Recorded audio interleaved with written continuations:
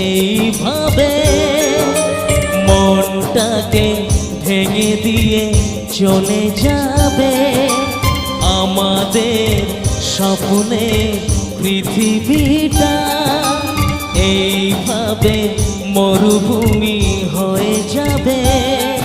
ও আজ শুধু বারে বারে সেই কথা মনে পড়ে, কিছু ভালো লাগে না যে